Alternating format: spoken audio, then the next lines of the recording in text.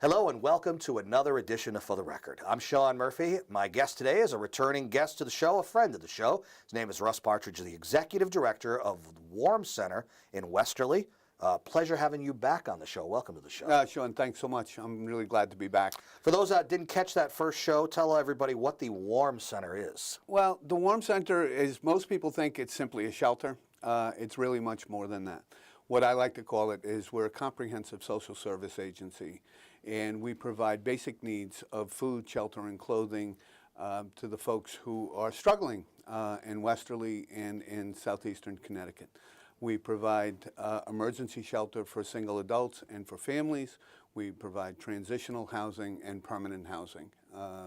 Most of it done on our site at 56 Spruce Street in Westerly. Now, it's interesting that you mentioned your sphere of influence, because whenever you have a town that's on the border of two states, you kind of wonder, are you able to infringe into another state? But your sphere of influence is really just, it circles out from your central location. It does. Connecticut and Rhode Island. It does. We're very blessed in the fact that we're able to serve folks in the Stonington, Pawcatuck area, and as far out as New London and Mystic, who are struggling with basic needs. Now, the time that we're taping the show and the time of year it is, this is a good time for you to come on, isn't it? Because we are just getting into, you can start, that the season has changed. Fall, we have fallen back already. We've had a few mild days here, but the cold is coming. It's coming. And it is a good time to be able to come on to do a couple of things. Two things that I really like to speak to is it is a time where people feel the need to give and the want to give. And so the Warm Center is available to folks who want to volunteer or who want to donate.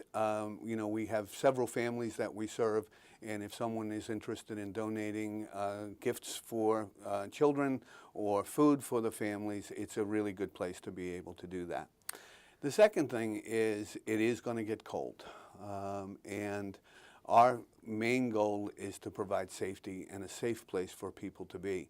Each year we have applied for and been lucky enough to receive a grant from the state of Rhode Island to be able to provide emergency shelter. We open up a separate facility with 6 beds. That's kind of overflow, right? It's overflow shelter. But with that, the folks are able to come in and they're able to receive case management to be able to identify some needs and really do some assessment to see if there is a way to get them into some more permanent housing. I hate to say this, but I think that, if the prognosticators are correct, it's going to be another brutal winter. I don't know if that means super cold or just a lot of snow. Last winter, a lot of snow. A lot of snow.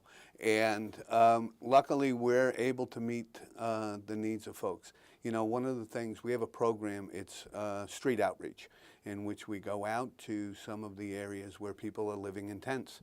Does that exist? That really exists? Oh, huh? It absolutely does. Wow. Yep. We have several people. When I wrote the grant, we estimated that there were 40 to 50, and throughout Washington County, we've hit those numbers. Wow. Fairly easily. And that's one county. And that's you one serve county. More than one county. And we serve the whole state of Rhode Island, but primarily the folks that we see are from Washington County. About 80% are from Are there Washington places County. up closer to the Providence area that might also be able to serve in the similar capacity that you do? There as far are as shelters. Yeah. There are. We have Crossroads, Rhode Island. We have the House of Hope, which runs the large congregate shelter in Cranston. But when you come into this area of Rhode Island and Connecticut, I hate to put it this way, but sometimes we're the only show in town. There isn't another shelter that's available for 30 miles and almost in either direction. We see a lot of folks who are living in the woods and who are living in abandoned cars or maybe doubled up with family members. So, we have a count on the homeless, but those are the folks that sometimes are not counted when we talk about people who are having difficulty. Maybe it's too early to ask this question because we haven't really gotten into it season-wise yet, but how are you seeing this year compared to last year? Unfortunately, at Warm, we are always full. We are a small shelter. For an emergency shelter for single adults, we're 19 beds. So we can accommodate 13 men and 6 women at any given time. And so we're turning away 30 to 40 people a month who are looking for emergency shelter. And we are somewhat different from many of the shelters, is that when someone is in our program, and I say program because we're more than a shelter, but when someone is in our program, they're able to stay until we can help them to get stabilized and move forward. You know, when some people think of your location where you're in Westerly, Rhode Island, you know, Westerly, rural, nice little town, and you don't think of it as a place where there would be a homeless problem or a need for something like that, but it's just not the case where it's just in the big cities, is it? It isn't. It was one of my misconceptions before coming to WARM. I've been at WARM for 7 years. Prior to that, I did most of my career, as they call it in Westerly, up north. Because Westerly's almost a different country. Because Westerly's almost a different country. You know, Connecticut doesn't want us, and Rhode Island doesn't want us, but we do a pretty good job of maintaining ourselves. But you know, I always had the understanding, I guess, that you know, Westerly, we have fabulous beaches and great restaurants, but you don't really think that we have a problem with poverty. And you don't see it, like, you know, in big cities, they're just, you know, they're on the streets and it's just obvious to you, especially in the downtown areas. In Westerly, you don't see it. But you do see, just like you said, beautiful beaches that just got, you know, finally got revamped and rebuilt after Superstorm Sandy and all that stuff. And that's, you see the tourism aspect of it. You see the tourism aspect of it, but when you get into some of the other communities outside of the beaches, you really begin to see that there are folks who are struggling to meet their basic needs. You know, the situation in the state of Rhode Island in general, and Connecticut too, is the economy improving? I mean, that probably is a domino effect that you know, causes someone to have to come to you in the first place. Do you see it improving at all? I do see it improving, but I don't see it improving for the folks that we serve, for the people who are on the lower end of the economic scale. You know, the people that we see now in shelter, it is much different than what most people think. Most of the people coming in now are first time. They've never been in shelter before. These are folks who were, you know, working minimum wage jobs and may have gotten their hours cut or may have lost their jobs totally. And so for those folks, the economy is still really not great. The big word, big term these days is not necessarily just unemployed, but underemployed. Underemployed. Yeah. Underemployed. And that could bump somebody into a situation where they may need your help. It does. I mean, the average rent for a 2-bedroom apartment in Westerly is about $1,000, actually a little over $1,000. So even if you're a 2-parent family and working a minimum wage job, you're not meeting that rent will be incredibly difficult. Yeah. So we have several programs, and there are several programs not only through the Warm Center but through the state that are available to help folks kind of get over the hump and may be able to assist them with rental assistance or something along those lines. And housing in Rhode Island is a struggle to begin with, and that's not helping the situation at all. Housing is the issue. Affordable housing is the issue. There is a way to end homelessness, not only in Rhode Island, but across the country. And the real issue is affordable housing. And I look at it in twofold, Sean. It's education and employment, and that will help folks to be able to maintain, but also addressing the issues of affordable housing. And that's the key, not to just be a shelter, but to be much more than that. You want to be able to educate them and also give them the tools to be able to get back up and out on their feet. Because I think a lot of people, and we may have mentioned this last time too, are prideful. Maybe that might even prevent some people from reaching out and asking for help. Pride. It does.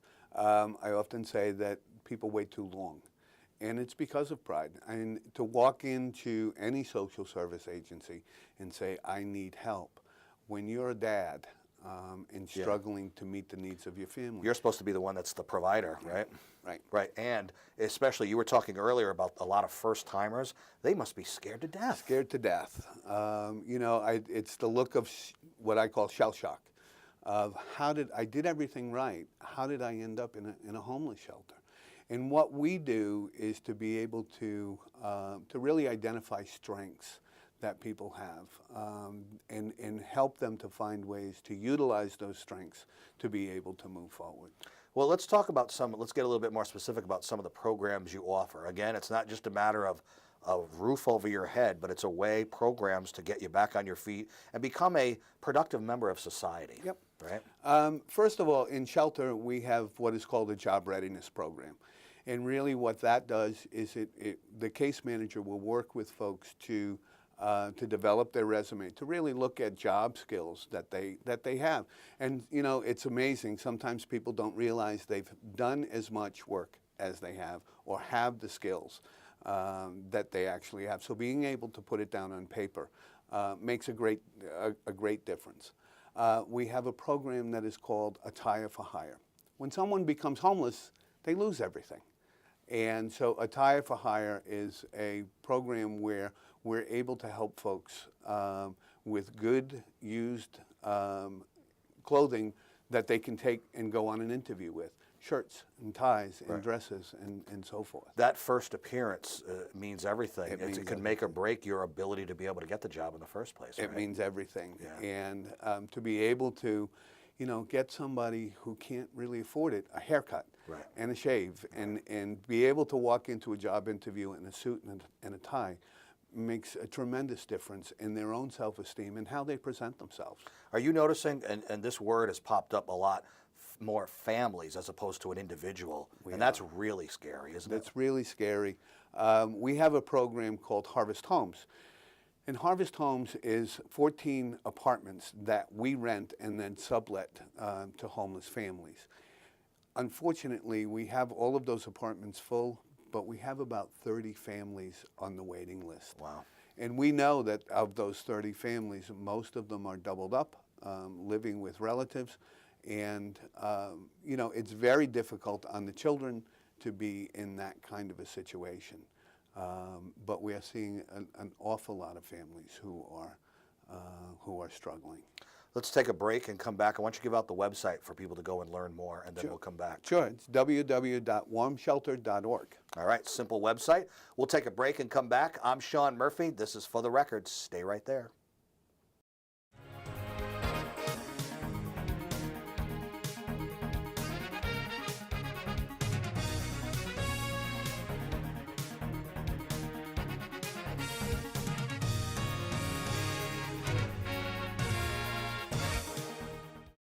Welcome back to For the Record. I'm Sean Murphy. My guest today is Russ Partridge, Executive Director of Warm Center in Westerly, Rhode Island. And right before we went to the break, you gave out the website. What's on the website for people to see? Well, a couple of things. You'll see some of our successes. We really like to talk about the things that we do and do well. You'll also see events that we have coming up. In particular, we have the Penguin Plunge, which is on January 1st, 2015, if you can believe that, at 12 o'clock at the Andrea Hotel. It's a great community event. Last year we had over 200 plungers go in the water. Including you. Including me. Wow. I have done it now 6 years in a row. You can't just talk about it. You have to lead by example. You have to Russ. lead by example. Yeah. But it's a great event, and it really does a lot to do a couple of things. It brings the community together, but it's also a great fundraiser for the Warm Center. Right, and good getting the word out too. And the Andrea is rebuilding. You know, they're building in stages, so there'll be a lot of new stuff there by the time January rolls around. Yeah, and the folks at the Andrea have been just tremendous to us over the years. They have opened up that hotel in their facility last year, and they staff it. And they are very, very, very generous to us. You know, I mentioned how they're all rebuilding down there, even all this time after Sandy had come through. Did you feel the effects of that, as far as maybe people coming into your place or your facility itself? Not so much in that way of people coming in because of the storm itself, but the residual effect of lost jobs.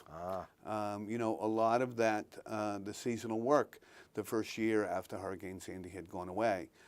The seasonal work had gone away. And so people were really feeling the effects of that. So not necessarily the storm directly, but certainly the residual effect. Yeah. So, and that's just one of the fundraiser and the benefit events. That's probably the most recent one that'll be coming up. But you'll have others, and all those will be listed on the website. They are. We have our annual bowl-a-thon in April and so forth. So all of those are listed on the. Why don't you move the penguin plunge to a warmer time like April, and then bowl in January? It wouldn't be nearly as much fun. I know. I thought I'd throw it out there. And you plugged into social media too, because that's where a lot of people are, and so you need to be there too. We are. We have a Facebook page Okay. and Twitter account and so forth. So we use that a lot to keep people informed as to what's going on at Warm.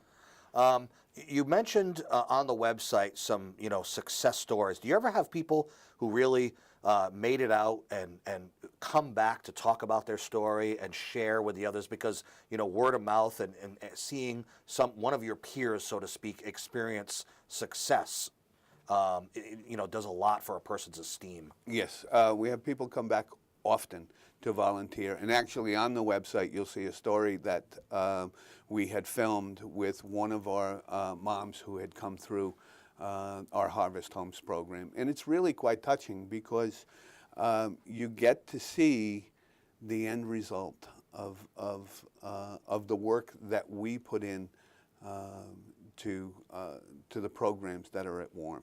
So it's really great, and it's great to see people come back. That makes you feel. It makes you want to go to work every day. That's success, I say it every time I speak out. I have the best job in the world. I love what I do. I love my staff. They're very, very dedicated, and we get the opportunity to put a hand out and help people to get back to where they want to be, and it's really great. How big a staff do you have? I have a very small staff. I have a staff of 12, but that includes myself and the bookkeeper and the essential folks. But my case management staff, who really do the bulk of what I call the bulk of the work, it's a very small staff. There are 4 case managers who see unduplicated over 2,500 people last year. Wow. So throughout all of our programs. Is your job different depending on the time of year it is? In the summer, is it very different than it will be coming into the cold season? It's actually not. Because of the way that Warm operates, we see people throughout the year from the community. So, my job changes as far as making sure, we're meeting the right needs at the right time, but Warm is always busy. Are you on the road a lot, or are you in the office more? I'm in the office, I think, too much. Because part of my job too is it's about raising money. Right. Yeah. You have to raise money in order to run a nonprofit, and money is tight. But money is tight for everybody. Yeah. But the one thing I want to say is that the Westerly and southeastern Connecticut region are some of the most generous people that I have ever seen in 35 years of this business. We put out something on Facebook that we are in need of personal care items or whatever, food or whatever it may be. And the following day, those items are there. People reach out and want to help those in the community. Even in tough economic times, I've noticed that people are willing to dig into their pockets. It may not be as much because that's probably low on their ability level compared to bills and other things, but they're still able to something, and it all helps. Right. We have a great program called A Dollar Makes a Difference, and what we ask folks to do is to commit $1 a week for 22 weeks. And what we do with that is combine all of those funds and put them into an account where we can purchase heating oil for folks who may be struggling with that. And in each of the last 5 years of doing that program, we've raised over $12,000, equal to 1,200 gallons of heating oil. Wow, that's great. So it's really fabulous. Now you have your sphere of influence, southeastern Connecticut, and into Rhode Island, but you really cover all of Rhode Island. So how much do you get up, like north of Providence, that way or anything? We have people sometimes who will come to us from Providence. One of the things that we all struggle with in this area is public transportation. Right. So if you're coming from Providence, you come to Westerly, you can't get around. But we will serve anybody who is in need. And for myself and in my job, have to go to Providence quite a bit because that's where the legislators are. That's where right? everybody is. Yeah.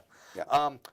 We mentioned it briefly in the beginning of the show, but I think it's worth mentioning again, volunteers, and you're always looking for more. What kind of skills would volunteers need to have? Well, I'm actually very glad that you asked that because we have a program called VITA, which is Volunteer Income Tax Assistance. Ah.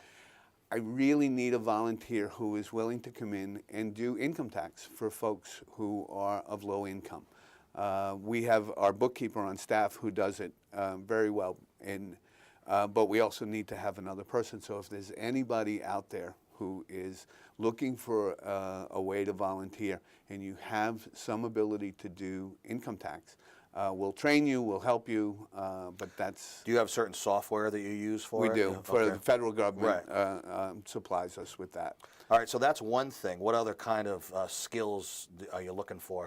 We have our community meal site. If someone wants to come in and prepare a meal or simply come in and serve, we have our Attire for Hire program that I had spoken about, where if someone wants to come in and help us organize the clothing that comes in, we get a tremendous amount of clothing that comes through, and so to be able to do that is a great help. If someone has, we have bankers who come in and do financial literacy with many of the families that Very we serve. important too. It's really important, and it makes a great difference. How to get your credit straightened out, how to better be able to budget your money. So those types of skills are certainly well needed.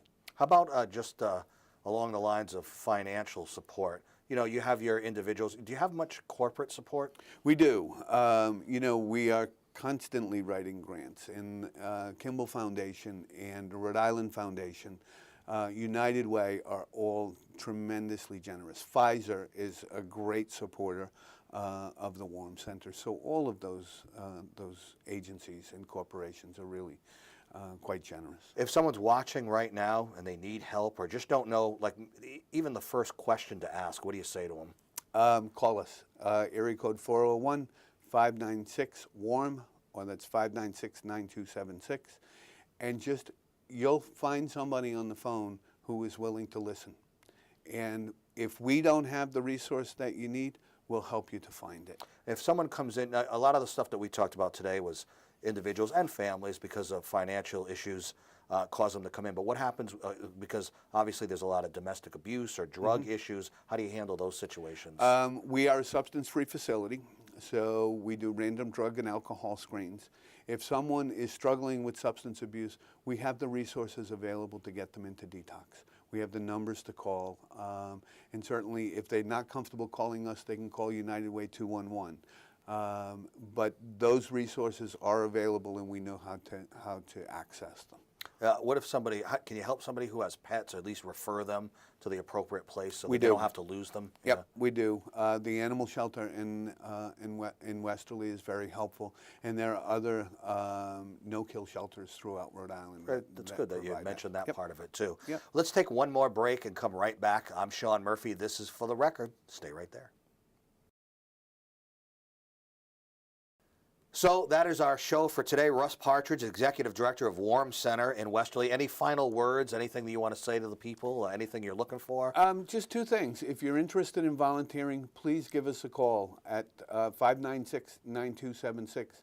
And if you or your neighbors or anyone in your family is struggling, please feel free to give us a call.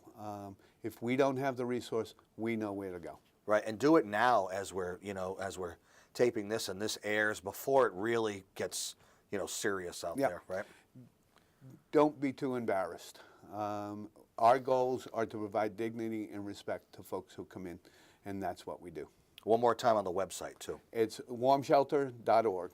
Russ Partridge, Executive Director of the Warm Center. Thanks for being on the show today. Thank you so much. And Ray, you can see this show and many others on our YouTube site. Till next time, I'm Sean Murphy. This is For the Record. Take care.